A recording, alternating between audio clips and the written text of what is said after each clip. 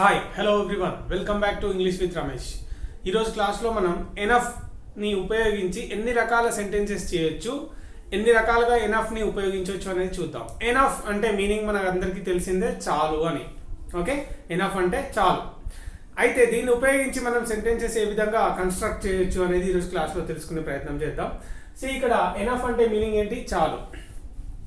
అయితే more than enough అంటే ఏంటి, లెస్ దాన్ ఎనఫ్ అంటే ఏంటి, స్ట్రాంగ్ ఎనఫ్ అంటే ఏంటి, బోల్డ్ ఎనఫ్ అంటే ఏంటి, ఏ విధంగా ఉపయోగించవచ్చు ఎనఫ్ని అనేది ఈరోజు క్లాస్లో తెలుసుకునే ప్రయత్నం చేద్దాం. ఓకే, ఇక్కడ కొన్ని సెంటెన్సెస్ నేను రాయడం జరిగింది ఎనఫ్ని ఉపయోగిస్తూ. అయితే ఇక్కడ స్ట్రాంగ్ ఎనఫ్ అంటే మీనింగ్ ఏంటి అంటే సరిపోయినంత దృఢంగా ఉండడం, చాలినంత దృఢంగా ఉండడం. అయితే ఎగ్జాంపుల్ తీసుకుంటే కనుక you have to be strong enough to face the challenges అంటే నువ్వు ఛాలెంజెస్ ఫేస్ చేయడానికి సరిపోయినంత దృఢంగా ఉండాలి లైఫ్లో. యూ హ్యావ్ టు బీ అంటే అక్కడ మీనింగ్ ఏంటి? హ్యావ్ టు బీ అంటే మస్ట్ బీ, షుడ్ బీ అని చెప్తాం కదా, సేమ్ కాంటెక్స్లో హ్యావ్ టు బీ మీనింగ్ రావడం జరుగుతుంది. So you have to be strong enough అంటే ఏంటి? చాలా దృఢంగా, సరిపోయినంత దృఢంగా ఉండాలి. టు ఫేస్ ద ఛాలెంజెస్ అంటే ఛాలెంజెస్ని ఫేస్ చేయడం కోసం. అలాగే వీ నీడ్ టు హ్యావ్ అంటే కలిగి ఉండాలి. నీడ్ టు అంటే ఏంటి? కలిగి ఉండాల్సిన అవసరం ఉంది.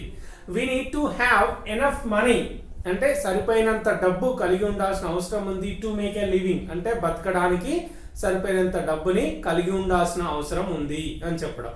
నీడ్ అంటే అవసరం అని చెప్తాం. నీడ్ టు హ్యావ్ అంటే కలిగి ఉండాల్సిన అవసరం ఉంది. ఎవరు? మనం. We need to have enough money అంటే మనం సరిపోయినంత డబ్బు కలిగి ఉండాల్సిన అవసరం ఉంది.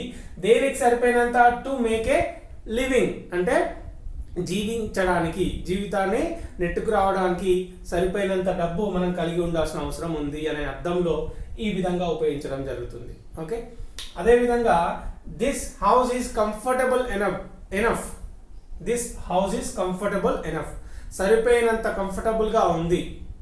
టు లివ్ ఓకే, మంచిగా జీవించడం, బతకడానికి సరిపోయినంత కంఫర్టబుల్గా ఈ హౌస్ ఉంది అని చెప్పడానికి this house is comfortable enough.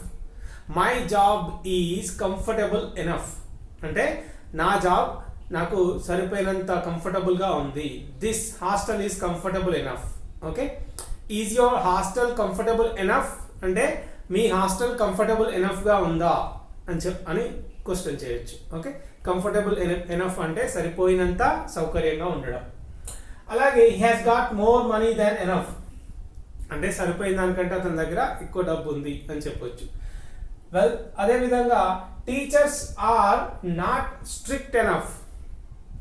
ఇది ఇక్కడ స్ట్రిక్ట్ ఎనఫ్ అంటే సరిపోయినంత స్ట్రిక్ట్గా ఉండట్లేదు అని. Nowadays teachers are not strict enough. Things have changed and if they are really strict, the students will do lot of other things like that. Well, nowadays the teachers are not strict enough అంటే సరిపోయినంత strict గా ఉండడం లేదు అనే అర్థంలో ఉపయోగిస్తాం. Strict enough అంటే సరిపోయినంత కఠినంగా ఉండడం, స్ట్రిక్ట్ గా ఉండడం.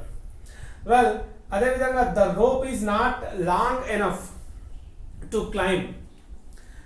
The rope is not long enough అంటే సరిపోయినంత పొడుగ్గా లేదు. ఏంటి? తాడు. రోప్ అంటే మీనింగ్ ఏంటి? తాడు. The rope is not long enough అంటే సరిపోయినంత పొడుగ్గా లేదు టు క్లైంబ్ ఎక్కడానికి. ఓకే, ఈ విధంగా ఉపయోగిస్తాం. అలాగే she did not move quickly enough అంటే ఆమె సరిపోయినంత తొందరగా కదలలేదు. ఆమె సరిపోయినంత తొందరగా అక్కడ నుంచి వెళ్ళిపోలేదు. టు ఎస్కేప్ ద డేంజర్ అంటే ప్రమాదంలో నుంచి తప్పించుకోవడానికి. అంటే ఇక్కడ చూడండి, అక్కడ something was actually going to happen. She was standing there. The building suddenly fell down. పడిపోయింది బిల్డింగ్. అయితే ఆమె కొంచెం ఫాస్ట్గా కదిలుంటే అందులోంచి తప్పించుకునేది. But she did not move quickly enough అంటే సరిపోయినంత క్విక్లీగా ఆమె అక్కడ నుండి కదలలేదు. దానివల్ల ఏమైంది? she was actually beneath the building. కింద పడిపోయింది. బిల్డింగ్ కింద ఆమె చిక్కుకుపోయింది, trapped. Then do you have enough experience as a teacher? ఇక్కడ మనకి చాలాసార్లు the question faced many times. ఎట్లా అంటే whenever you go to the interviews and while facing the interviews, the interviewer always comes up with this question. ఏంటి? Do you have enough experience as a trainee or something like that? Okay, ఈ విధంగా అడుగుతుంటారు. నీకు enough experience ఉందా అని చెప్పేసి. Do you have enough experience? Well you can say that I have had enough experience in the tools or in the software, in the languages, whatever. I have had enough experience to do this job. ఈ job చేయడానికి నాకు సరిపోయినంత experience ఉంది. Question కూడా అడగవచ్చు, do you have enough experience to do this job అంటే ఈ job చేయడానికి నీకు సరిపోయినంత ఎక్స్పీరియన్స్ ఉందా, ఇట్లా.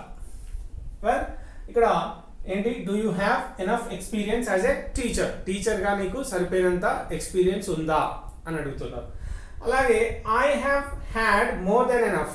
ఇప్పుడు while having dinner something like that can I serve, ఇంకా మామూలుగా సర్వ్ చేస్తున్నప్పుడు ఇంకొంచెం పెట్టుకో అంటారు చూడండి.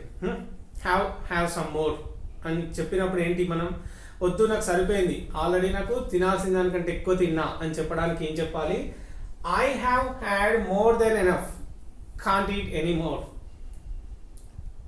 Can't eat any longer. ఇక్కడ ఏంటి, I have had more than enough అంటే ఇప్పటికే తినాల్సిన దానికంటే ఎక్కువగా తిన్నాను, ఇక నా వల్ల కాదు అని చెప్పడం. ఓకే, ఈ విధంగా చెప్పవచ్చు, నేను తినాల్సిన దానికంటే ఎక్కువగా తిన్నాను. ఇక్కడ అన్ని సెంటెన్సెస్ మీరు చూస్తే ఎనఫ్ అనేది కామన్గా ఉంటుంది. స్ట్రాంగ్ ఎనఫ్ అంటే సరిపోయినంత దృఢంగా, లాంగ్ ఎనఫ్ అంటే సరిపోయినంత పొడుగ్గా. వెల్ ఇంకా చూసినట్టయితే స్ట్రిక్ట్ ఎనఫ్ అంటే సరిపోయినంత స్ట్రిక్ట్గా, కంఫర్టబుల్ ఎనఫ్ అంటే సరిపోయినంత సౌకర్యవంతంగా. ఇట్లా చాలా రకాలుగా మనం ఎనఫ్ని ఉపయోగించే ప్రయత్నం చేయొచ్చు.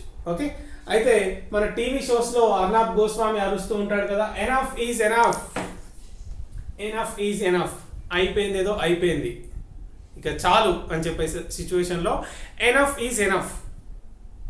Okay, there have been a lots of rift between you people, a fight between you people, enough is enough. You people need to be talking to each other. అంటే ఏంటిదంటే చాలాసార్లు కొట్టుకున్నారు, you have had many quarrels and many fights, enough is enough, అయిపోయింది సరిపోయింది, ఇంకా అయిపోయింది చాలు, you need to become friends again, మీరు ఇద్దరు కలిసిపోవాలి అని చెప్పే సిచ్యువేషన్. ఎనఫ్ ఈజ్ ఎనఫ్ అంటే ఇక చాలు, అయ్యింది ఏదో అయిపోయింది, ఇక చాలు అని చెప్పే సిచ్యువేషన్. వెల్ అదేవిధంగా ఎనఫ్ సెడ్, చెప్పింది చాలు, ఎనఫ్ సెడ్ అంటే చెప్పింది చాలు అనే సిచ్యువేషన్లో ఉపయోగిస్తాం. దాట్స్ ఎనఫ్ అంటే some people a person is behaving rude towards you, అతను is cracking jokes on you, is making satires on you, is laughing at you, is whatever, is trying to make you a laughing stock, మిమ్మల్ని నవ్వుల పాలు చేద్దామని సెటైర్లు వేయడం, పంచులు వేయడం, ఇవన్నీ చేస్తున్నాడు. Is trying to hurt you. Well anyway, is trying to embarrass you, ఇబ్బంది పెట్టే ప్రయత్నం చేస్తున్నాడు. Is behaving rude towards you, చాలా రూడ్గా బిహేవ్ చేస్తున్నాడు. అప్పుడు మీరు ఏం చెప్తున్నారంటే that's enough, stay in your limits. Okay, I can't stand any more, ఇంకా నేను భరించలేను, దాట్స్ ఎనఫ్ అంటే నువ్వు బ్యాడ్గా బిహేవ్ చేసింది ఇక చాలు ఆపేయి అని చెప్పే సిచ్యువేషన్లో దాట్స్ ఎనఫ్ అని చెప్తాం అన్నమాట. Okay, that's enough. So stop behaving badly అని చెప్పడానికి దాట్స్ ఎనఫ్ అనే ఒక ఫ్రేజ్ మనం ఉపయోగించే ప్రయత్నం చేస్తాం. Okay, not only these, we have got more than enough phrases to use enough. Okay, ఇంకా అవన్నీ కూడా నెక్స్ట్ క్లాస్లో మాట్లాడుకునే ప్రయత్నం చేద్దాం. Well, this is enough for today. Thanks a lot for supporting and watching the classes, and I always request you, I request you to focus on speaking rather than writing and watching. Okay, thanks a lot for watching. See you in the next class with one more fascinating concept.